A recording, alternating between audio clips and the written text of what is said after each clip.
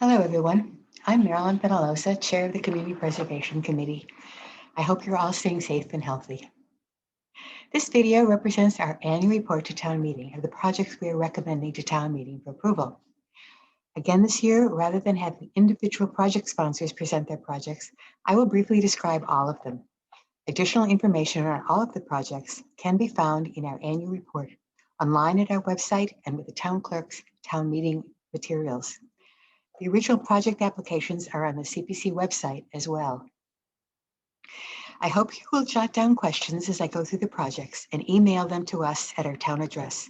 We will forward your questions to the project sponsors and post their answers on the CPC website for you to review. Both the website and email address are on the last page of this presentation. All of these projects will be on the consent agenda, meaning that they will be voted on with an up or down vote unless any town meeting member requests that a project be pulled out. For that reason, I urge you to have your questions answered before we meet. Note that all projects have been reviewed and approved as complying with the Community Preservation Act by Town Council. Here's a brief look at what we've done to date. A total of $80.3 million of community housing, historic resource, open space, and recreational resource projects.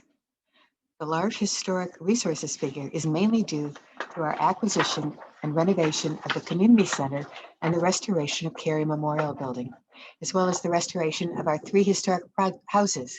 All are projects which provide important services to residents and bring welcome tourist dollars to the town.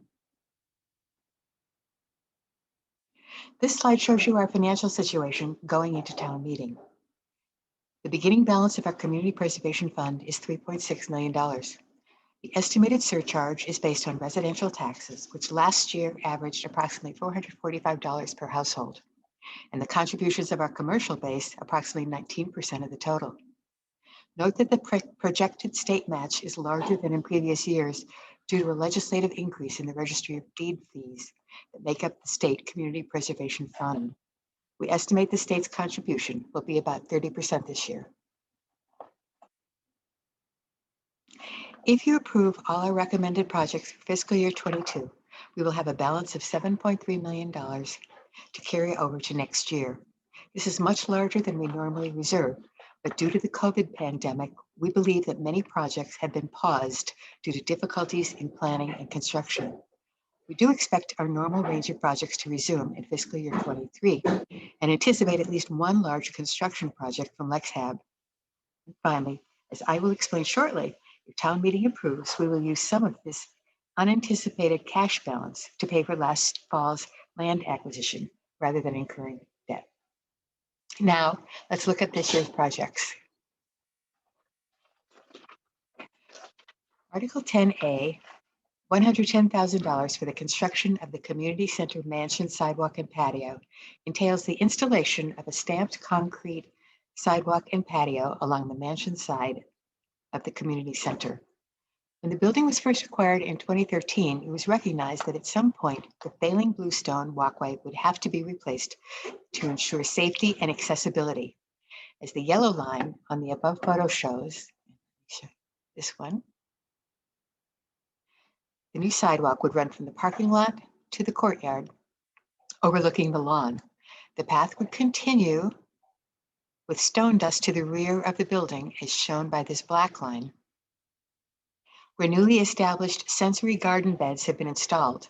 These new pathways will encourage outdoor recreational activities and increase trail connections at this highly used facility.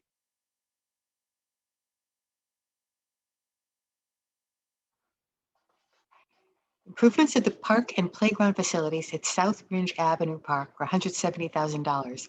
Article 10B is part of a long-term program of renovation and rehabilitation of our town parks and playgrounds to ensure compliance with national safety and accessibility standards. This project will upgrade existing safety surfacing and equipment, widen the walkway to the playground, and install accessible pathways leading to the Arlington Reservoir Trail and the basketball courts. A new bike rack, park benches, trash receptacles, fencing, and signage are also part of the project.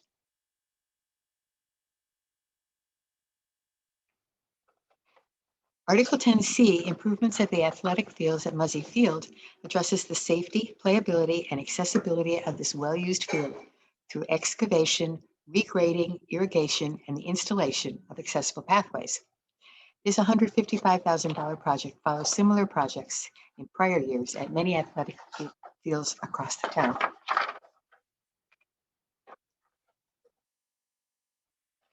Article 10D, playground enhancements, pour and place surfacing at Harrington Elementary School is the first of a series of projects that will replace the existing bark mulch surfacing at our playgrounds with a safer and longer lasting rubber urethane surface.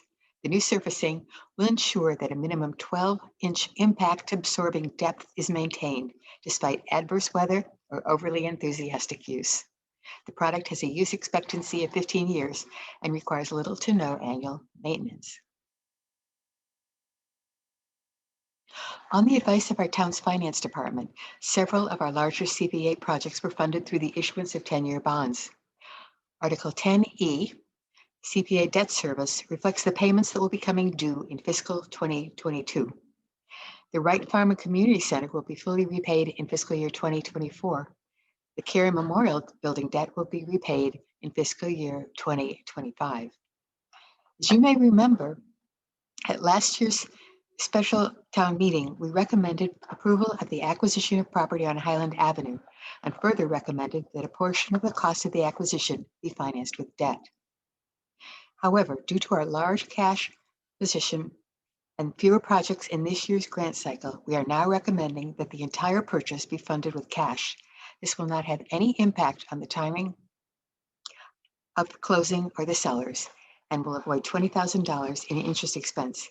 If town meeting approves Article 25, amend borrowing authorization conservation land acquisition, the total debt service will be reduced from $2,989,550 to $1,949,550.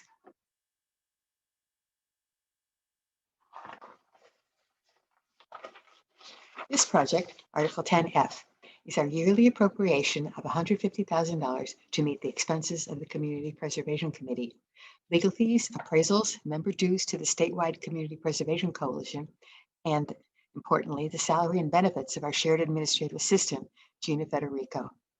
This year's administrative funds will also be used to fund the $50,000 update of our open space and recreation plan, an important planning tool that must be updated every 7 years and enables the town to apply for certain state grants.